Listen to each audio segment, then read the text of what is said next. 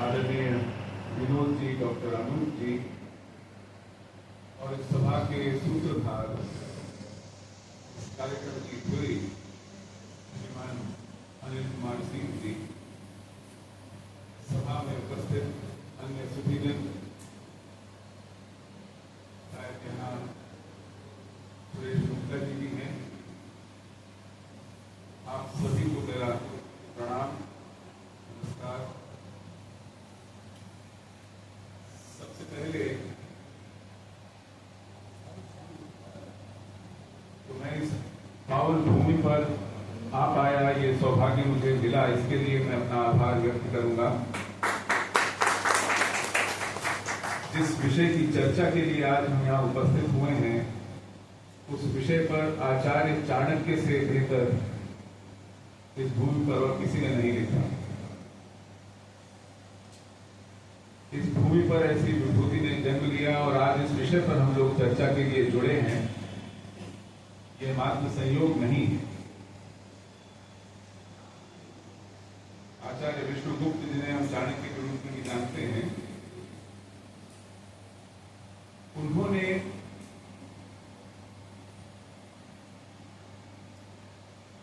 समाज, राष्ट्र, नीति, अर्थ, सुरक्षा,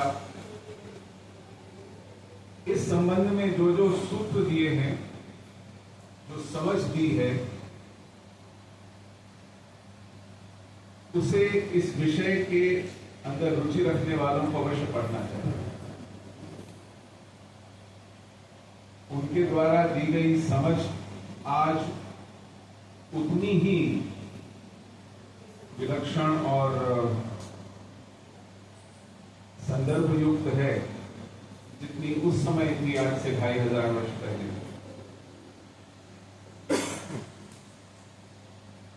उन्होंने ही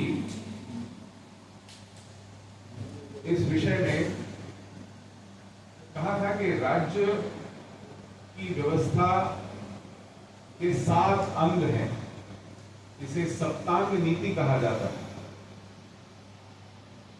उन्होंने इन 7 अंगों को चिन्हित भी किया। स्वामी यानी राजा, अमात्य यानी मंत्री जो परामर्श देते हैं, जो प्रशासन में सहयोग करते हैं, राजा का विमर्श मंडल होता है। जनपद यानी राज्य यानी सीमाएं, दुर्ग यानी उस राज्य का राजधानी क्षेत्र, कमांड एंड कंट्रोल स्ट्रक्चर, जहां से ये सब नियमित होता है, निर्धारित होता है। कोश, वह साधन संपदा जिससे यह सब संभव हो पाता है। दंड यानी वो शक्ति, वो सामर्थ्य, वो बल जो इसकी नींव, जो इसका कह सकते हैं कि लाइफ ब्लड,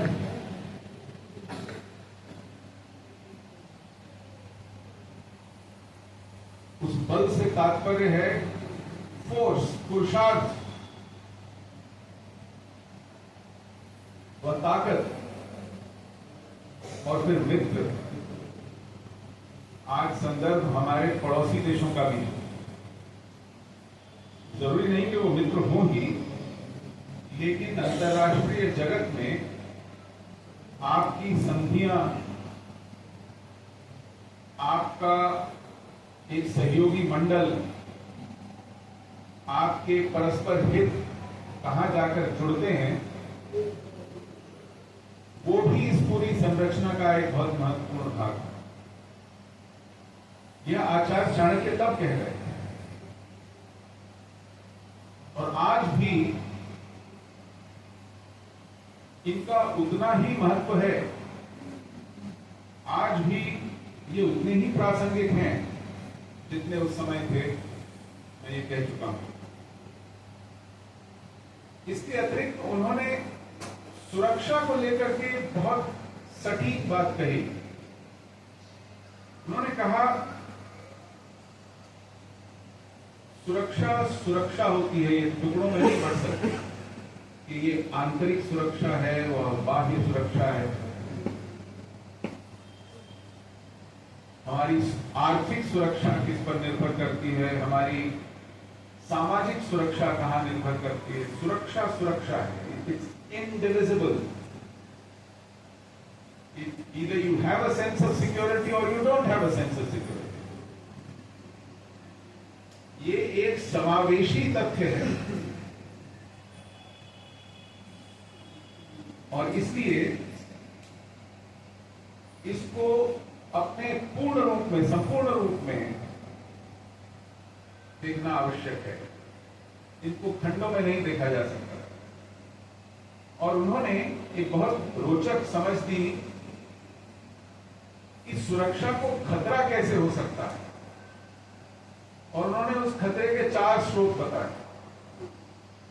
उन्होंने कहा सुरक्षा को चुनौतियां बाहर से मिल सकती हैं, बाहर स्रोत हो सकता है, उसका बाह्य कारक हो सकते हैं। फिर उन्होंने कहा उसके भीतरी कारक हो सकते हैं, जैसा कि आज के विषय में आंतरिक सुरक्षा के विषय में कहा गया। और उन्होंने 2 कारक और बताए। उन्होंने कहा कि भीतर से प्रेरित बाह्य चुनौती, अंदर रहने वाले तत्वों द्वारा प्रेरित, पोषित, प्रायोजित बाह्य चुनौती, और बाहर से प्रायोजित, पोषित भीतरी चुनौती। यह सूक्ष्म दृष्टि आचार्य चाणक्य की दी हुई है इसी भूमि के लिए।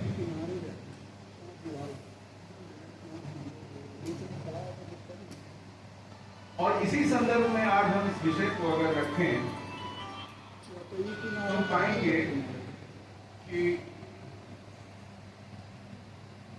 इस पूरे विषय को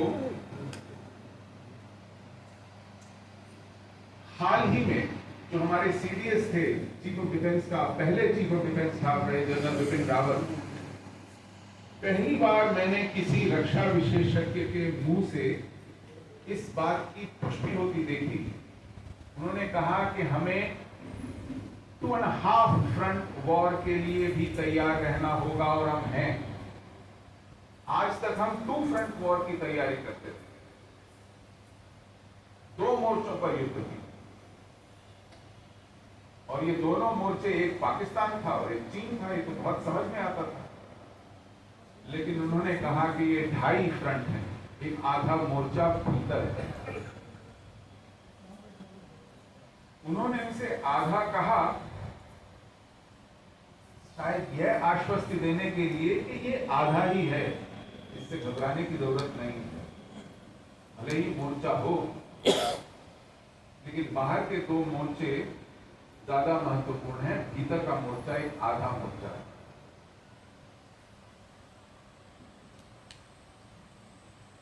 और उस स्थान पर बैठे व्यक्ति के लिए कम से कम ये शुरुआत करना, इस बात की पुष्टि करना कि हमारे भीतर चुनौतियां हैं, यह एक बहुत बड़ी बात थी। वो हमारे सेना के अध्यक्ष थे, और सेना का उत्तरदायित्व सीमा का होता है। सीमाओं के प्रहरी होते हैं, वो प्रत्यक्ष युद्ध में उत्तरदायी होते हैं।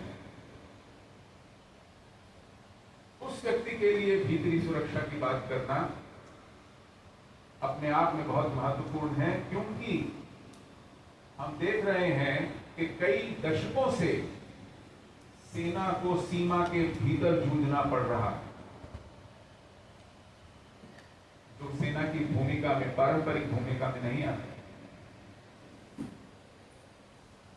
सेना को देश के भीतर मिलने वाली चुनौतियों में, और ये अपने आप में अपवाद के रूप में नहीं, अब नियमित रूप से जूझना पड़ रहा है। इस पर भले ही हमारे नेता, हमारी व्यवस्था, हमारे नीति निर्धारक चुप्पी साधते हों, पाखंड करते हों, आधा पौना बोलते हों, लिपापोती करते हों, लेकिन अब ये बात साफ साफ उभर कर आ रही है कि भीतर की चुनौती दिनों दिन बढ़ रही है।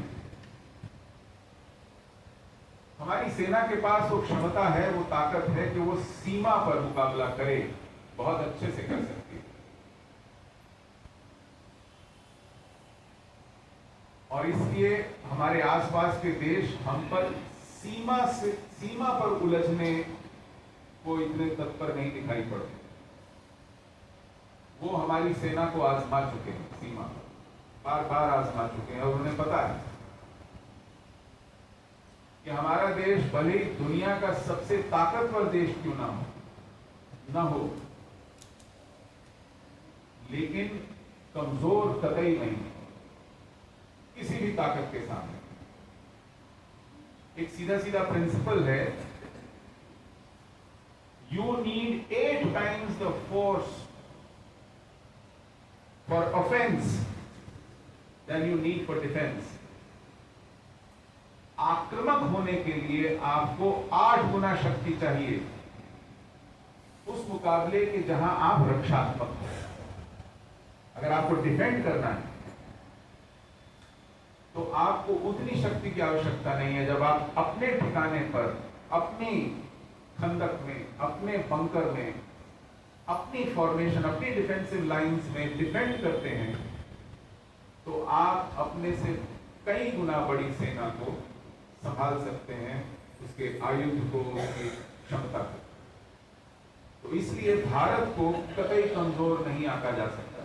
और भारत की सेना एक बैटल हार्डन, एक युद्धों से तपी तपाई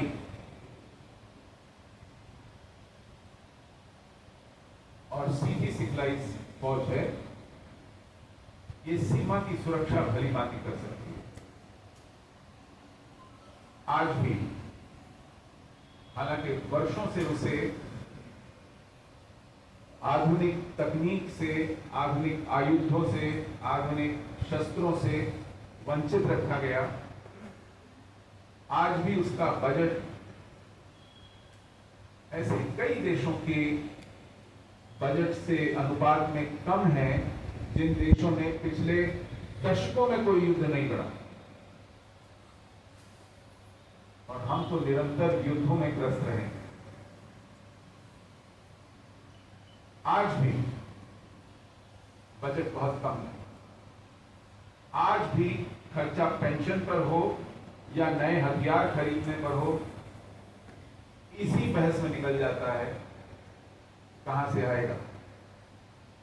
मैं इस विषय में और ज्यादा इसलिए नहीं बोलूंगा क्योंकि विषयांतर हो जाएगा, लेकिन चुनौतियां हैं। ये जिस आधे मोर्चे की बात जनरल बिपिन रावत कर रहे थे, उसका अगर मैं आपको छोटा सा उदाहरण दूं, इस देश में 900 से ज्यादा जिले हैं, डिस्ट्रिक्ट्स जिन्हें हम कहते हैं। इन 900 से ज्यादा जिलों में 100 से ज्यादा जिले, 100 से ज्यादा जिले ऐसे हैं जहां हिंदू अल्पमत में आ गए।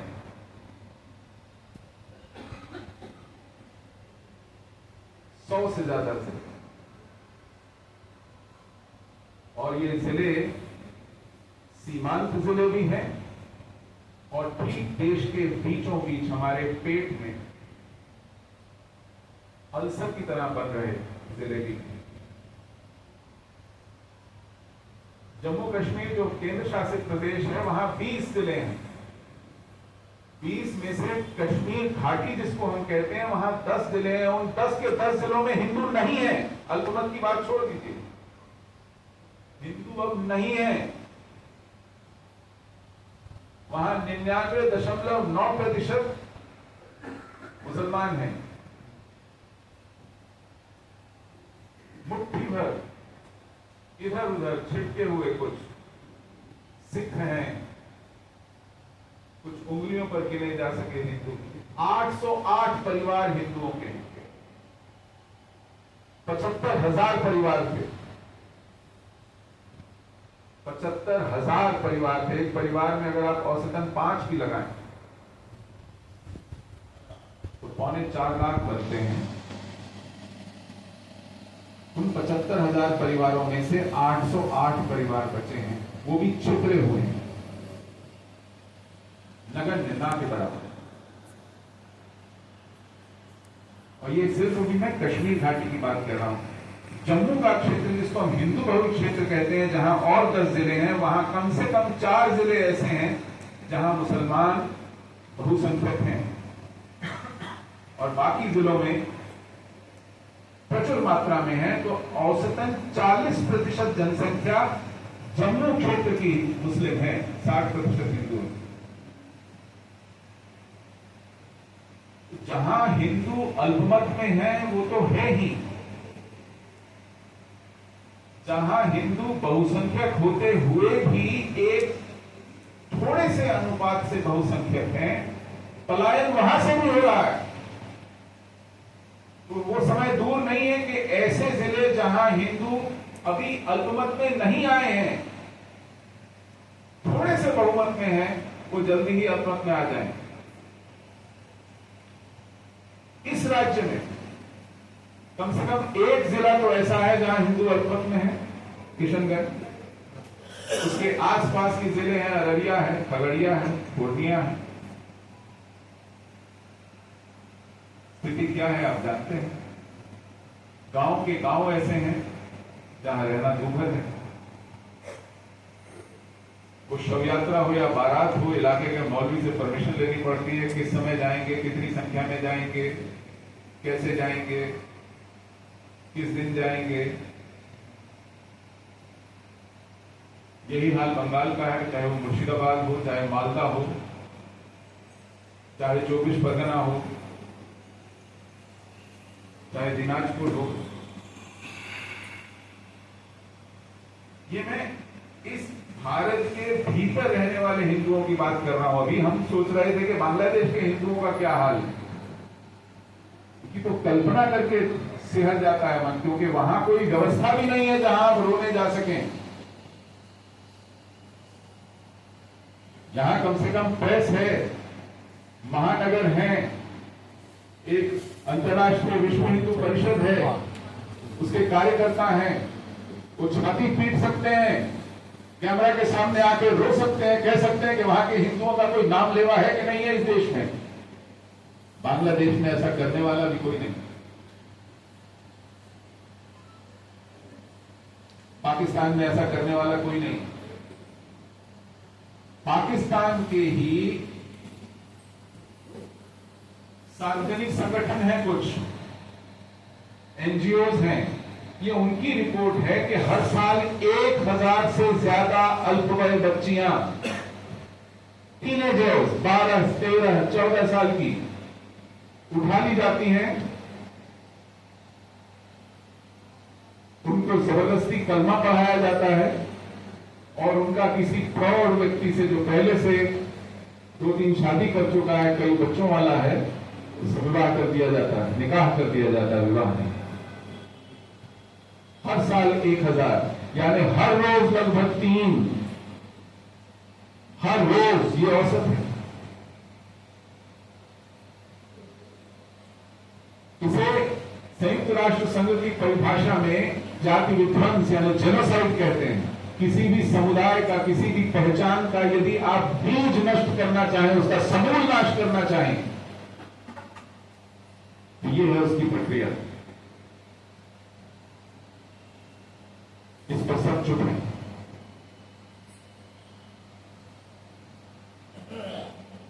उन लोगों का कसूर ये था कि वो वहां पीछे छूट गए। जब इस देश का बंटवारा हुआ, उन्होंने तो पाकिस्तान नहीं मांगा था। बांग्लादेश के हिंदुओं ने पाकिस्तान नहीं मांगा था, पाकिस्तान के हिंदुओं ने पाकिस्तान नहीं मांगा था। उनको भारत के नेतृत्व ने कहा जहां हो वहीं रहो।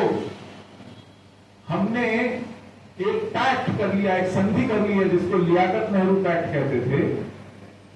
आप पाखंड की पराकाष्ठा देखिए, 1950 में यह पैक्ट किया गया, क्योंकि पाकिस्तान को लगता था कि अगर भारत के 3-4 करोड़ मुसलमान भी कूद के पाकिस्तान आ गए तो पाकिस्तान पहले दिन ही धराशायी हो जाएगा, उसके पास है नहीं कुछ देने को, खिलाने को, रखने को, कहां से संभालेगा इन 4 करोड़ हिंदुओं व मुसलमानों? मुसलमानों के लिए पाकिस्तान तो मांग लिया, लेकिन इतनी बड़ी संख्या में अगर भारतवर्ष के सारे मुसलमान पूर्व और पश्चिम पाकिस्तान चले गए तो वहां कैपेसिटी नहीं है उनको संभालने की। तो छल में उन्होंने एक संधि की भारत के साथ, जिसको नेहरू लियाकत पैक्ट 1950 कहते हैं, क्योंकि शुरू के 2-3 साल बॉर्डर्स खुले थे, बिना पासपोर्ट वीजा के लोग आ जा सकते थे, जिसको जहां जाना था जा सकता था। यहां से बहुत से मुसलमान गए, वापस आए, फिर गए, फिर वापस आए।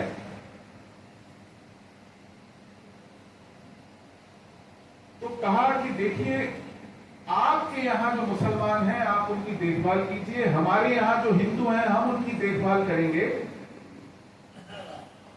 जो नहीं कहा लेकिन जो समझ में आता था वो ये था कि आपके हिंदुओं की गर्दन हमारे पास है और हमारे मुसलमान आपके पास इसी तरह बंधक हैं, हम एक दूसरे के लोगों को छेड़ेंगे नहीं, तो यही एक दूसरे की सुरक्षा की गारंटी होगी। ये बात लिखी नहीं जाती, लेकिन ये बात समझ में आती है। लेकिन आप सोचिए,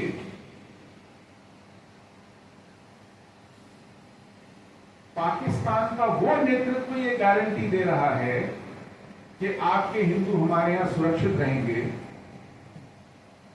जिनको मार काट कर पाकिस्तान बनाया गया, जिनको दंगों में लूट कर, जिनकी स्त्रियों को अपमानित करके, अगवा करके, जिनकी घर संपत्ति लूट कर पाकिस्तान बनाया गया, जिसके मूल में यह धारणा थी कि ये काफिर है और इसके साथ नहीं रहा जा सकता,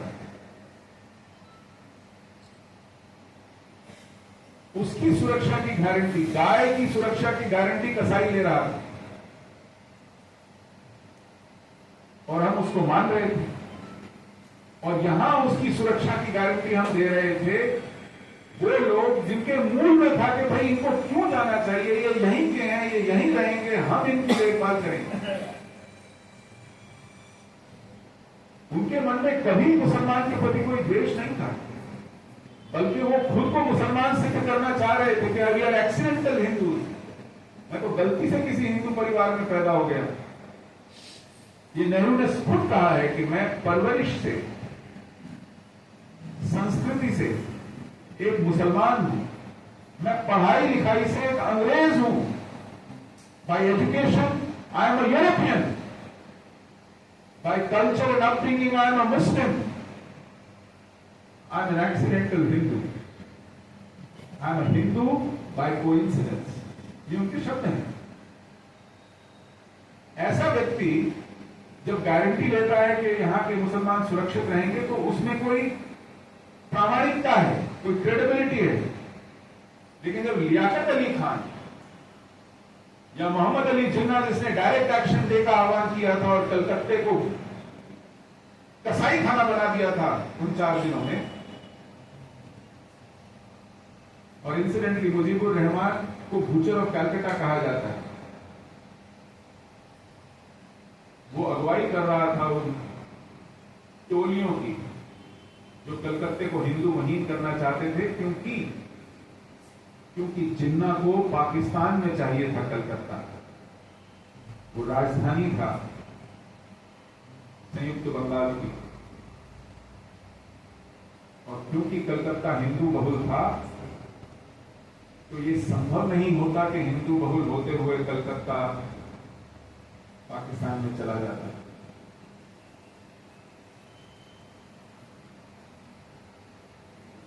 तो ऐसे लोगों को हम फेस वैल्यू पे ले रहे थे, उनके आश्वासन को हम सुरक्षा की गारंटी मान रहे थे, और उसके बाद हमने आंखें मूंद ली, मानो कि हमें ये ढोंग करने का अच्छा बहाना मिल गया कि अब हमारी जिम्मेवारी नहीं है वहां के हिंदुओं की, हमने पिंड छुड़ा लिया अपना कि अब तुम इनका जो मर्जी आना है करो, और पहले दिन से वहां अत्याचार शुरू हुआ। इसका प्रमाण है पाकिस्तान का भी पहला विधि मंत्री, कानून मंत्री एक हिंदू था, एक दलित था, उसका नाम था जोगेंद्र नाथ मंडल, जैसे भारत का विधि मंत्री डॉक्टर भीमराव अंबेडकर थे, पाकिस्तान का पहला विधि मंत्री जोगेंद्रनाथ मंडल था। वो वहां का एक समाज है जिसे हम ईस्ट पाकिस्तान के रूप में जानते थे या बांग्लादेश के रूप में जानते हैं, जो वहां का दलित समाज माना जाता है, वो उस समाज का नेता था। और उसने मुस्लिम लीग के साथ ये भीम मीम जय मीम का फर्स्ट वर्जन, ओरिजिनल वर्जन था कि हम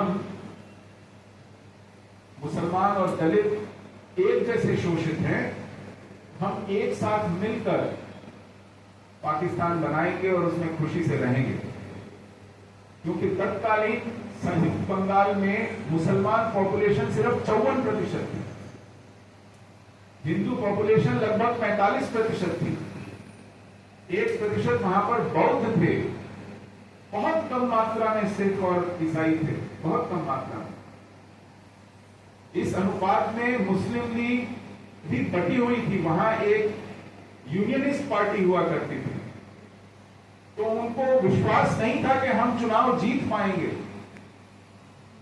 तो वहां की उन्होंने इस दलित नेता को साधा और चुनाव जीता। और पहले ही वर्ष में जो तांडव वहां के पीछे छूट गए हिंदुओं के साथ किया गया, वहां की मुस्लिम लीग के कारकुनों ने, रजाकारों ने, वो दिल दहला देने वाला। आप अगर उसी जोगेंद्रनाथ मंडल का त्याग पत्र पढ़ें, गूगल कीजिए, आपको जोगेंद्रनाथ मंडल रेजिग्नेशन मिल जाएगा, आपकी आत्मा रो देगी। वो रो रो कर पूछता है कि मेरा कसूर क्या है, मैंने तो और हमारे लोगों ने तो पाकिस्तान बनाने में मदद की है, हम सब लोगों ने मिलकर पाकिस्तान बनाया है, तो हमें क्यों इस तरह प्रताड़ित किया जा रहा है, हमारे गांव क्यों लूटे जा रहे हैं, हमारी महिलाओं को क्यों अपमानित किया जा रहा है, हमारा कत्लेआम क्यों हो रहा है। तो उसका अपने घर ईस्ट पाकिस्तान लौटना प्रतिबंधित कर दिया गया, उसको वहां जाने नहीं दिया गया। वो कराची उनकी पहली कैपिटल थी, वो वहीं पर था, एक तरह से नजरबंद था। जब उससे और नहीं सहा गया, उसने मंत्रिमंडल से त्याग पत्र दिया और भागकर भारत आ गया। और यहां गुमनामी में 1968 में उसकी जीवन लीला समाप्त हुई। ये स्थिति की है हमने उन पीछे छूट गए लोगों की, जिनसे हमने पिंड छुड़ा लिया है, उनकी ओर देखना झांकना बंद कर दिया है। उनके लिए अब हम ट्वीट भी नहीं करते। कोई मंत्री, कोई प्रधानमंत्री, कोई राष्ट्रपति, कोई पार्टी का अध्यक्ष, उपाध्यक्ष, मंडलाध्यक्ष, पन्ना प्रमुख, कोई नहीं कुछ करता, क्योंकि ऊपर से नीचे तक ये समझ है, बन गई है कि अगर कुछ कहेंगे या करेंगे तो कहीं जो कुछ है वो हाथ से छूट ना जाए, या जो कुछ आने वाला है वो रुक ना जाए। सब नेता का मुंह ताकते हैं ये देखने के लिए कि आगे क्या करना है, क्या कहना है, कितना कहना है, कब कहना है, कैसे कहना है। तो ऐसी परिस्थिति में यह आश्चर्य क्यों होता है कि हमने इस सबसे कन्नी काट ली और वहां स्थितियां दयनीय हैं, और वहां से ज्यादा स्थितियां यहां दयनीय हैं। यहां आपने क्या कर दिया? केरल के पिछले विधानसभा चुनाव और उसके फौरन बाद क्या हुआ, क्या तांडव हुआ, इसी देश में हुआ। यही सरकार थी, यही मंत्रिमंडल था, यही पार्टी थी, यही लोग थे। चुनावों के बाद बहुतों के मंत्रालय भी नहीं बदले, जब प्रमुख मंत्री मंत्रालय वही है। क्या हो पाया? क्या कर लिया किसी ने? बंगाल में चित्कार होती रही, जिसने अपनी छाती पर चुनाव निशान टांगा था उसकी छाती पर गोली चला दी गई, जिसने अपने घर पे झंडा टांगा था उसका घर फूंक दिया गया, जो कार्यकर्ता कार्य करने निकला था उनके परिवारों को भागकर शरणार्थी कैंपों में शरण लेनी पड़ी। कोई सांत्वना को दो शब्द बोलने नहीं आया उस पार्टी से, जिस पार्टी के कारण लोग ये सब झेलने पर मजबूर हुए। तो आम आदमी की क्या बात कीजिए। आंतरिक सुरक्षा को लेकर यदि आप इस परिदृश्य में घटनाओं को नहीं तोलेंगे तो ये फिर कोई थियराइजेशन हो जाएगी, ये कोई सिद्धांतवादिता हो जाएगी, इसमें से कुछ निकलेगा नहीं। आज जो स्थिति मैंने आपको बंगाल की बताई, उत्तरी केरल के मालाबार में कमोबेश वही स्थिति है। दिल्ली में पड़ोस में कैराना है, मुजफ्फरनगर है, बरेली है, मेरठ है, सहारनपुर है। आप चल करके वहां देखिए, बहुत ज्यादा अंतर नहीं है। यही स्थिति अगर आपको लगता है कि कर्नाटक इस दिशा में बहुत ही स्थिर है, शांतिपूर्ण है, तो अगर आप भटकल चले जाइए। एक शहर है,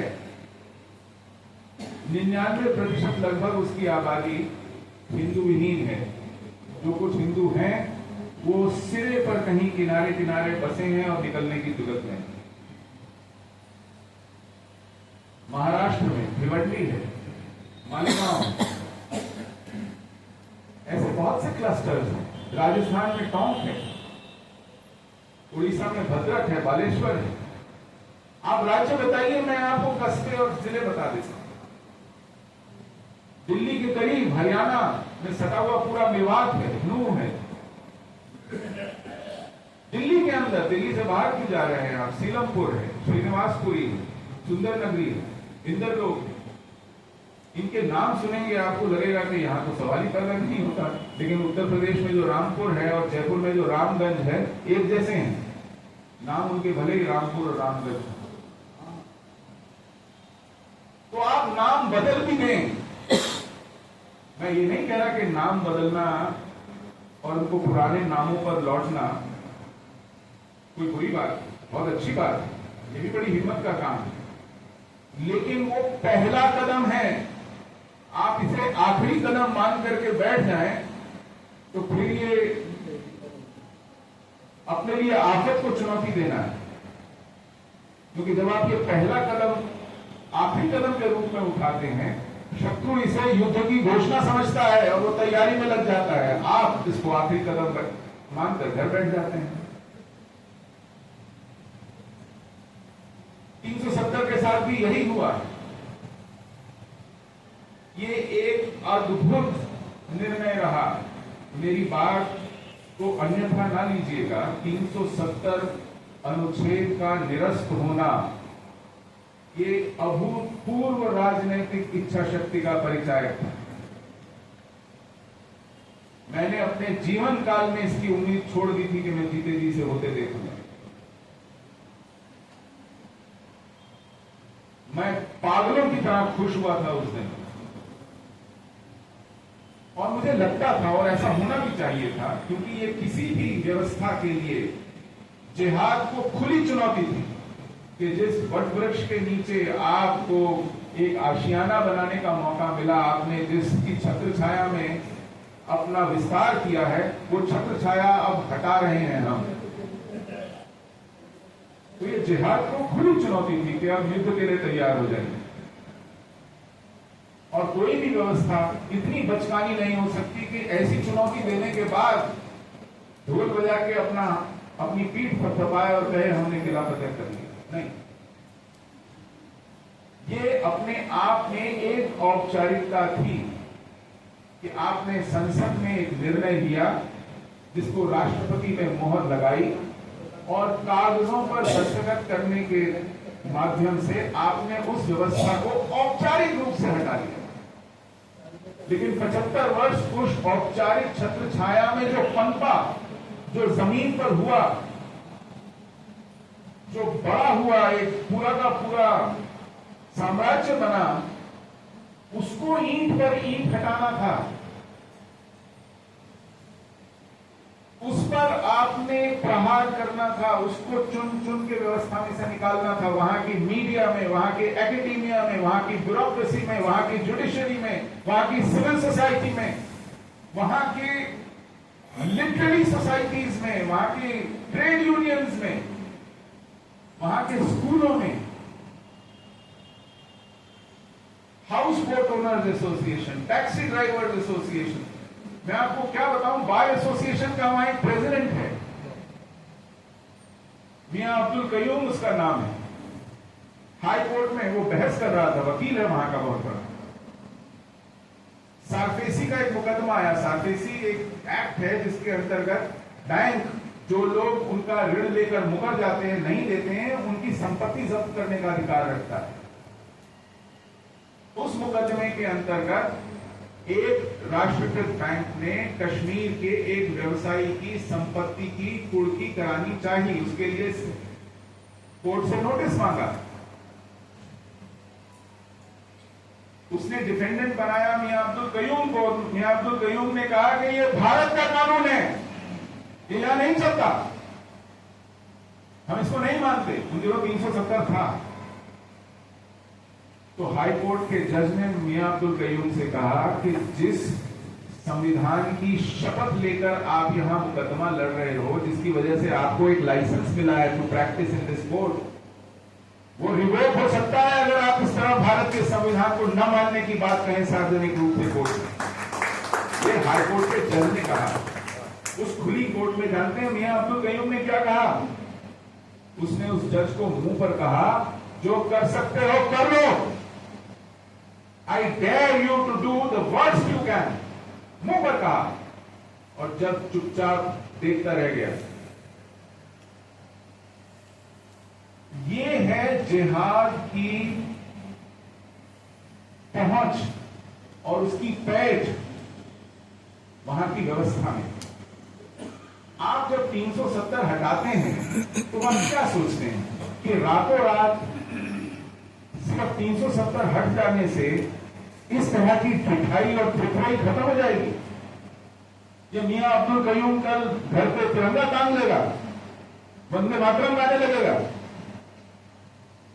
वहां के स्कूलों कॉलेजों में लेक्चरर्स जिस आधार पर भर्ती हुए हैं जमात इस्लामी के, वो लोगों को देशभक्ति का पाठ सुनाने लगेंगे। उन लोगों को वीड आउट करना था, उनका उदाहरण बनाना था कि देखो अब आप नोटिस पे हो, सुधर जाओ वरना भुगतोगे, और ये कार्रवाई शुरू होनी चाहिए। इस कार्रवाई का शुरू होना तो दूर, वहां दिल जीतने की प्रक्रिया शुरू हुई। दिल जीते जा रहे हैं, जिहाद का दिल जीता जा रहा है। दुनिया में पिछले 1400 साल में कहीं नहीं जीता गया, यहां जीता जा रहा है। तो इंटरनल चैलेंजेस को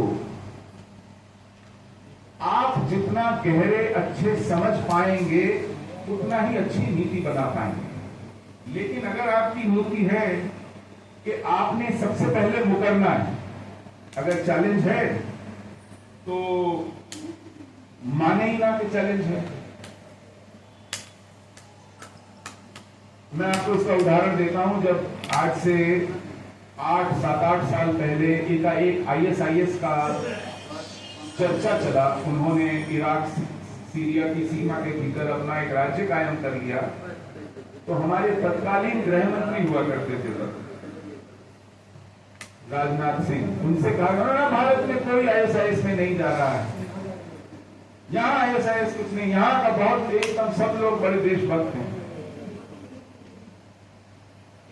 केरला से घर भर की लड़कियां भेजी जा रही थी, जिहादी रिक्रूट हो रहे थे। हम साल 2 साल यही रटन लगाते रहे कि यहां से कोई नहीं जा रहा है। ये जो डिनायल है, सबसे पहले मुकर जाना कि ऐसा कुछ नहीं हो रहा। साल के साल बाद जब आने लगी खबरें कि देखो यहां से भी गया था, वहां से भी गया था, 3 साल 4 साल 5 साल से वहां जा रहे हैं, तो कहा वो लड़ाके नहीं है, वो वहां खाना वाना पकाने, बर्तन वर्तन धोने, साफ सफाई करने जाते हैं।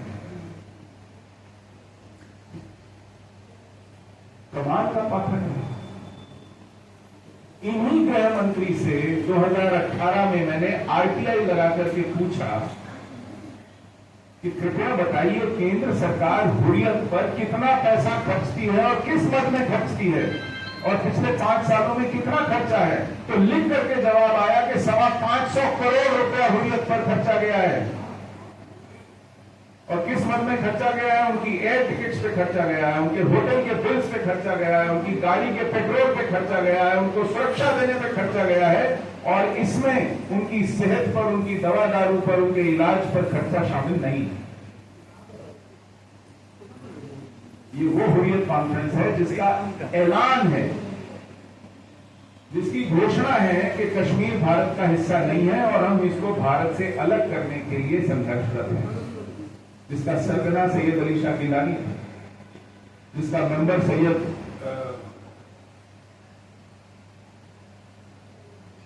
बेटा कराटे जैसे लोग थे, यासीन मलिक जैसे लोग थे, सज्जाद लोन जैसे लोग थे, शकीर शाह जैसे लोग। भारत सरकार ये लिखा पढ़ी वाला पैसा है, यानी जो अकाउंटेड मनी है, जो अनअकाउंटेड मनी है उसकी बात नहीं कर रहा हूं मैं। भारत की गुप्तचर संस्थाओं का एक अनअकाउंटेड बजट है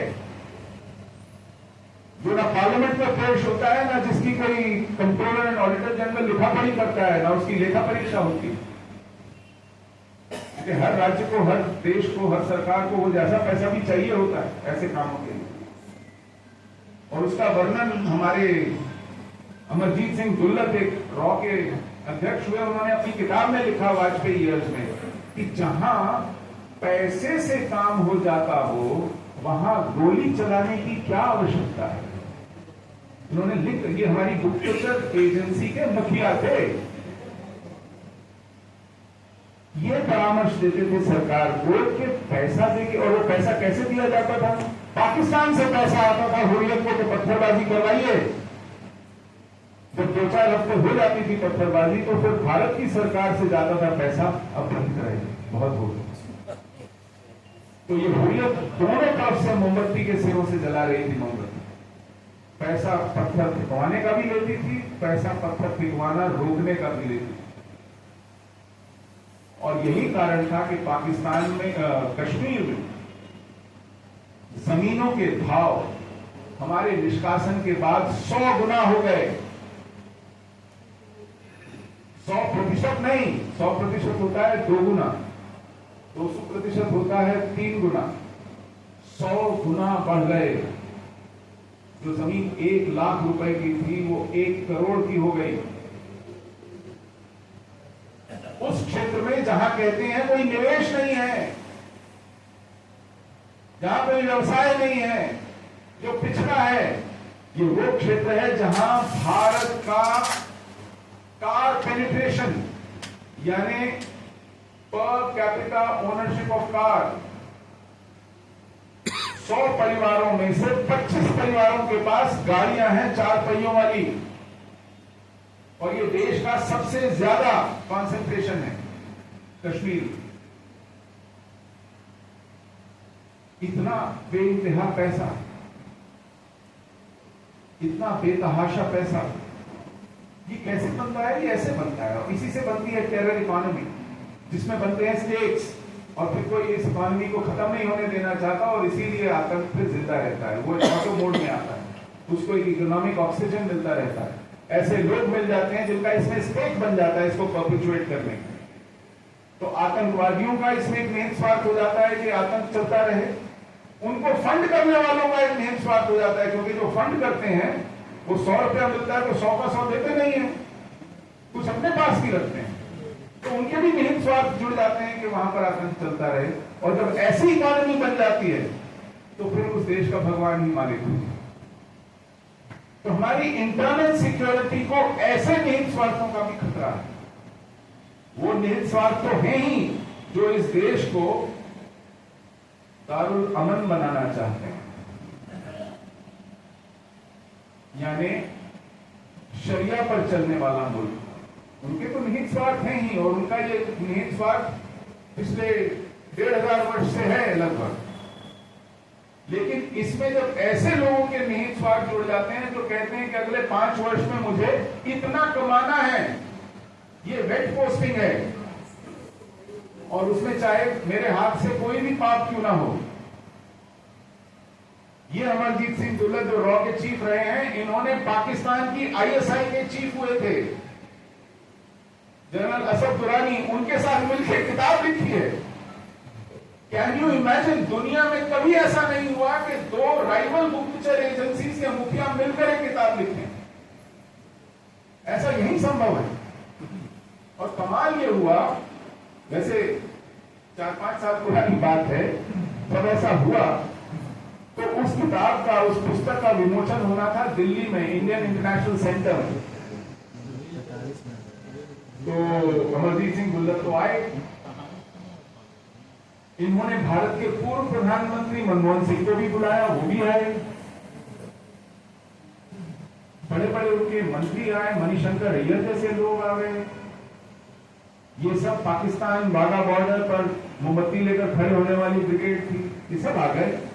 अब असद दुरानी को भी बुलाना था, भारत सरकार ने वीजा नहीं दिया। उन्होंने कहा ये जरूरत से ज्यादा हो जाएगा, अच्छी बात नहीं कि आईएसआई के retired chief general Asad Durrani यहां पर आए, और भारत सरकार से गनीमत है कोई मंत्री नहीं गया, वरना बहुत ही अजीब लगता।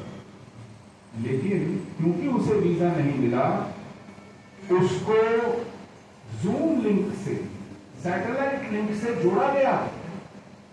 उसने भाषण दिया उस कॉन्फ्रेंस में, और भारत के पूर्व प्रधानमंत्री ने ताली बजाई।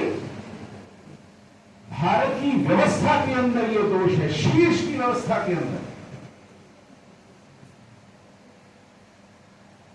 कि सुरक्षा को लेकर, संकट को लेकर जिस बोध की आवश्यकता है, जिस चैतन्य की आवश्यकता है, वहां पर लकवा मारा गया है। तो इसको लेकर के क्या अपेक्षा की जाए? मैं सुरक्षा को लेकर के बहुत से थिंक टैंक्स में कई बार आता जाता रहा हूं, बोलता रहा हूं, लिखता पढ़ता रहा हूं। मेरा ये अपना ऑब्जर्वेशन है कि हमने सुरक्षा को लेकर, सेना कितनी बड़ी हो इस पर बहुत विमर्श किया है, सेना में क्या टेक्नोलॉजी हो इस पर विमर्श किया है, सेना में किस तरह के हथियार आए इस पर विमर्श किया है, सेना में स्ट्रैटेजी क्या हो, बैटल थिएटर्स हो या वो ज्योग्राफिकल बॉर्डर्स हो, ईस्टर्न कमांड, वेस्टर्न कमांड हो, जॉइंट सर्विसेज कमांड हो, रणनीति क्या हो इस पर बहस हुई है, सेना का साइज क्या हो इस पर बहस हुई है, रेगुलर रिक्रूटमेंट हो या अग्निवीर हो इस पर बहस हुई है।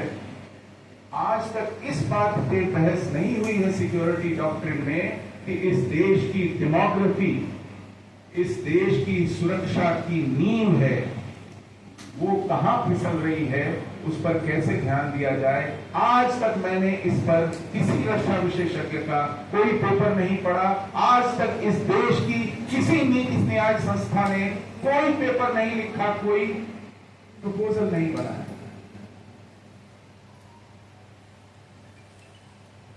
मैंने कश्मीर के 10 जिलों को बताया कि वो हिंदू विहीन हो गए हैं, हिंदू अल्पमत में नहीं, हिंदू विहीन, साफ कर दिए गए हैं, we been cleansed from them. मैं पूछता हूं कि क्या यह देश किसी भी भौगोलिक क्षेत्र को वहां रहने वालों की बिना शर्तों की देशभक्ति के बिना उसे अपना हिस्सा कह सकता है? आप ये सवाल पूछिए, स्वयं से पूछिए। कोई भी देश अपने किसी भी सीमांत क्षेत्र को क्या तब तक अपना कह सकता है जब तक कि वहां रहने वाले लोग उस देश को बिना शर्तों के अपना न माने और उस देश के प्रति भक्त न हो, इस देश के प्रति निष्ठावान न हो, बिना शर्तों। मुझे नहीं लगता ऐसा हो सकता, और इसलिए a demography which is favorable is essential। एक ऐसा जनसांख्यिकी अनुपात जो भारत का पक्षधर है, वो अनिवार्य है उस भूखंड के लिए जिसे भारत अपना मानता है। लेकिन पिछले 35 वर्षों में ये 10 जिले हिंदू विहीन हैं। क्या किसी सरकार ने, किसी प्रधानमंत्री ने, किसी रक्षा मंत्री ने, किसी नीति निर्माता ने आज तक इस विडंबना को रेखांकित किया है कि हम कब तक वहां राष्ट्रीय राइफल्स की 65 बटालियन तैनात करके आज तक भारत ने जितने युद्ध लड़े हैं स्वतंत्रता प्राप्ति के बाद, उन युद्धों में पाई गई वीर गतियों से ज्यादा जाने कश्मीर में गंवाकर क्या खोया और क्या पाया। हम एक डिफेंसिव लड़ाई लड़ रहे हैं कश्मीर में भी और उन क्षेत्रों में भी जहां आज डेमोग्राफी एडवर्स है, जनसंख्या का अनुपात विपरीत है। आज हम एक रक्षात्मक युद्ध लड़ रहे हैं।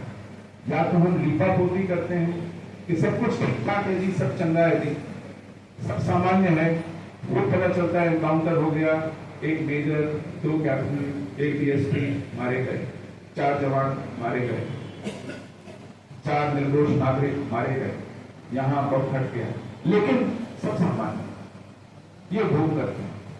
ऐसा है कि पत्थरबाजी जो है वो 70% कम हो गई। मुझे बताइए कि जिहाद से लड़ने का पैमाना क्या ये हो सकता है जैसे हम क्रिकेट स्कोर रखते हैं कि पिछली इनिंग में इतने रन बनाए थे, इस इनिंग में इतने बनाए। अगर यही मापदंड है तो फिर अमेरिका में 2001 का जो बड़ा हमला हुआ था 9/11 का, 11 सितंबर का, उसके बाद कोई बड़ा आतंकवादी हमला नहीं हुआ। इस बात को आज 23 वर्ष हो गए, ठीक है। इस हिसाब से तो पाकिस्तान, अमेरिका को ये ऐलान कर देना चाहिए कि जिहाद के खिलाफ जो संघर्ष था वो खत्म हो गया, सब ठीक ठाक है।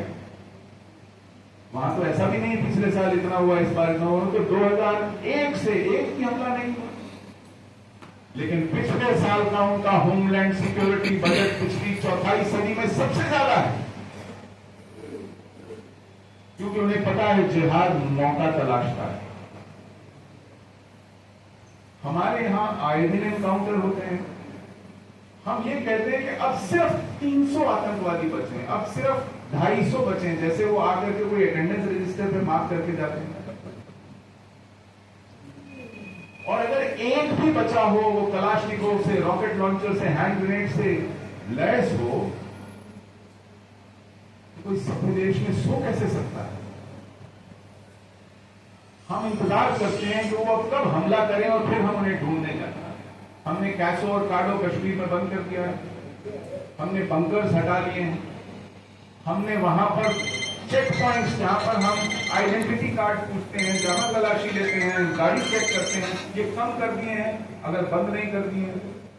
क्यों? क्योंकि सब कुछ सामान्य दिखाने की लालसा है कि अगर सब ठीक ठाक, अब कोई चिंता नहीं, अब शांति आ गई। और क्योंकि जिहाद के ऊपर जो एक वरदहस्त था वो अभी हट गया, ये बात सही है।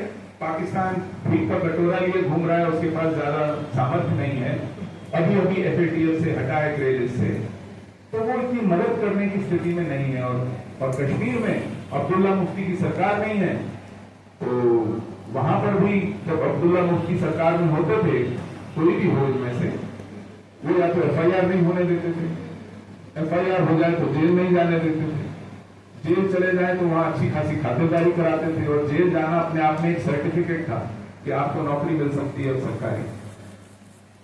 खुद महबूबा मुफ्ती ने 16,000 FIR निरस्त की हैं, 16,000, और 400 पत्थरबाजों को जम्मू कश्मीर बैंक में रिलेशनशिप मैनेजर की नौकरी दी। जब इस तरह का साया आपके सर पर हो तो जिहाद खुल के खेलता है, फ्रंट फुट पे खेलता है। लेकिन जब ये सब पुष्टपनाही करने वाले थोड़ा नहीं हो सिस्टम में और पाकिस्तान की हालत तंगी हो, तो क्या करेगा जिहाद? अपने रिसोर्सेस कंजर्व करेगा, अपने लोगों को बचाएगा। तो खास मौके, एक अच्छे दिन की इंतजार में थोड़ा अंडरग्राउंड हो जाएगा और स्लो गॉन पे, जिसको कहते हैं धीमी आंच पे पकाएगा जिहाद को, और वो पका रहा है। तो उन्होंने कलाशनिकोव निकाल के, रॉकेट लॉन्चर निकाल के काउंटर करने कम कर दिए हैं, छोटे हथियार लेके जाते हैं और डायरेक्ट किलिंग करते हैं, टारगेटेड किलिंग करते हैं।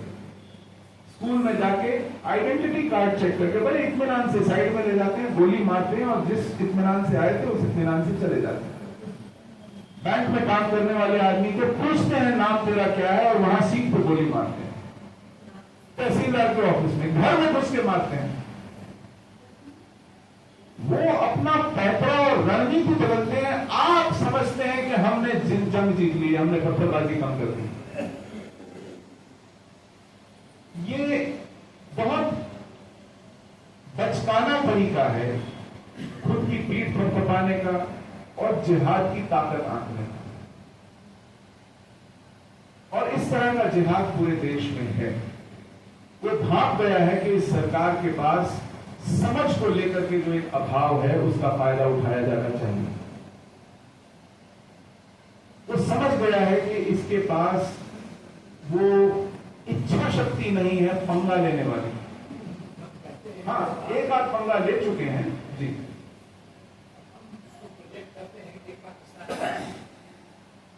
आई कैन गेट यू। प्रोजेक्ट करते हैं तो वो बाहर के लोग ऐसा कर रहे हैं, जबकि अंदर के लोग ही हमारा। आप बिल्कुल ठीक कह रहे हैं। हम पाकिस्तान को दोष देते हैं। ये हमने काम 2001, 2002, 2003 में किया, जब भारत की संसद पर पाकिस्तानियों ने हमला किया, जब कारगिल में पाकिस्तान ने हमला किया, तो भारत की सरकार ने कहा कि ये पाकिस्तान प्रायोजित है। और मुशर्रफ ने उस दिन तय किया था, जब 2003 जनवरी में उसने आश्वासन दिया था कि भारत के ऊपर किसी भी तरह के हमले के लिए पाकिस्तान अपनी जमीन का प्रयोग नहीं होने देगा।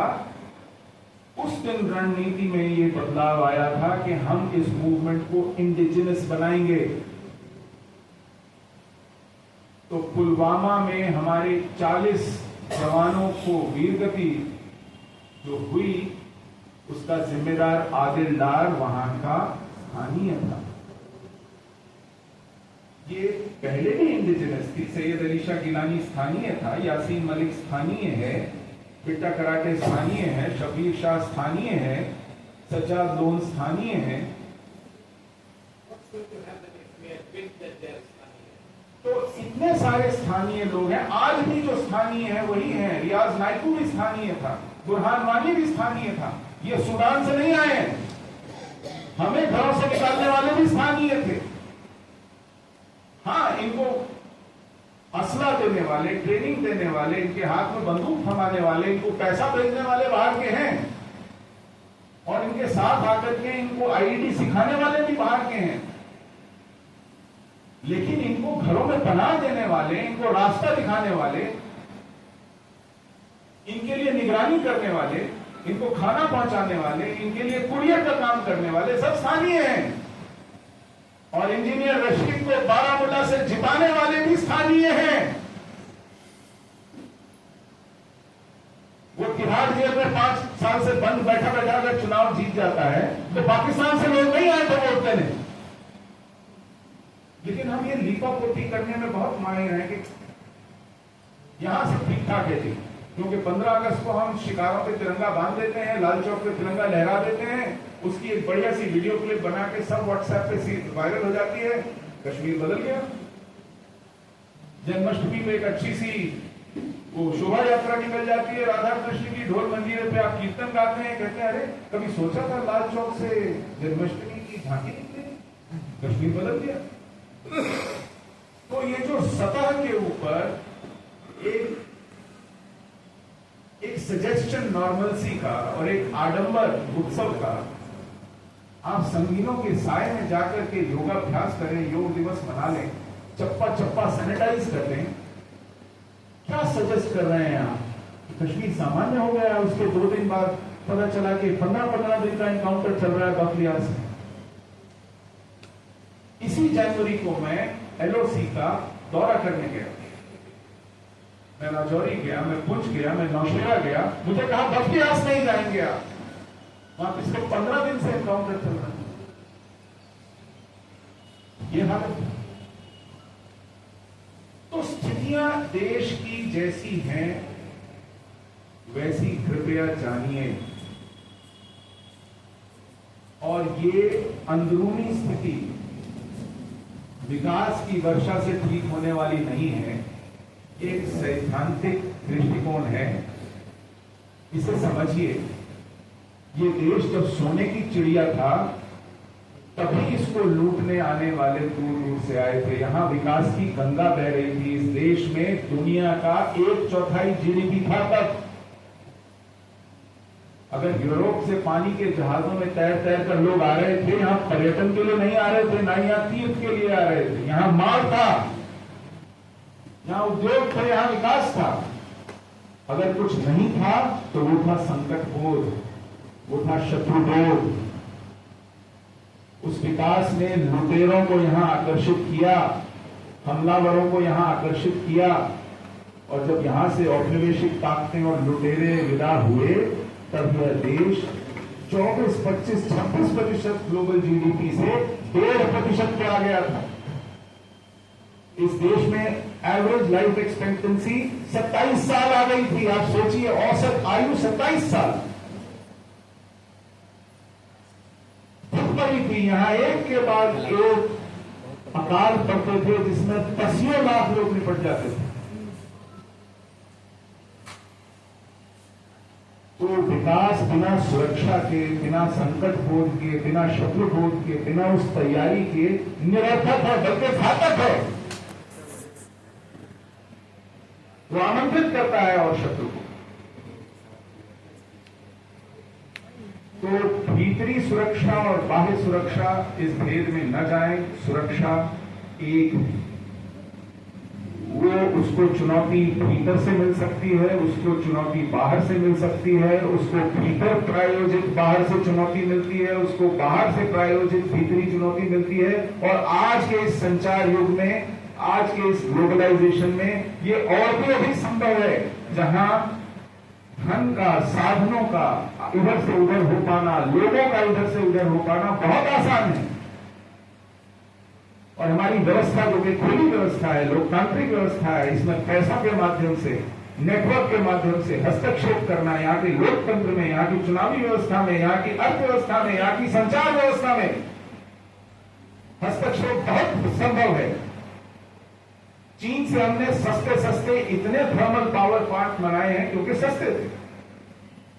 आज जब आप उसकी रॉयल्टी नहीं देते हैं तो वो चीन में बैठा बैठा इस प्लांट को बंद कर देता है।